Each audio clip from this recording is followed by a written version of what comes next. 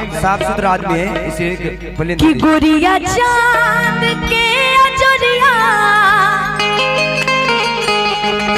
नियन गोर बारू हो,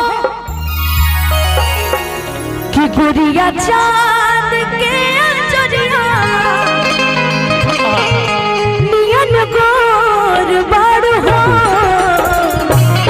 तुहर जोर केहू नहीं के बेजोर बारू हो, तुहर जोर केहू नहीं के बेजोर बारू हो, कि गुड़िया चांद के अजरिया नियन गोर बारू हो, गुड़िया चांद के अजरिया नियन गोर बारू हो, तुहर जोर केहू नहीं के बेजोर बारू हो, तुहर जोर केहू नहीं के बेजोर बारू हो।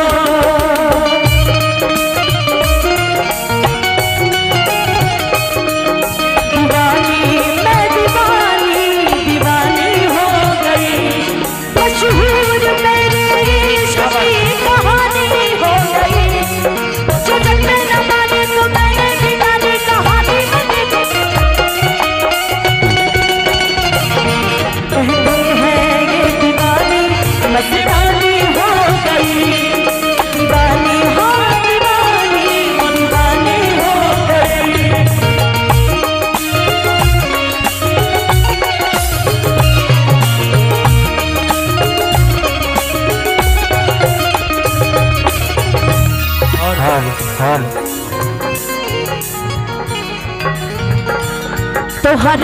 होठ चटकार बागुलाबी नियन, तोहर होठ चटकार बागुलाबी नियन, तोहर नैना सजा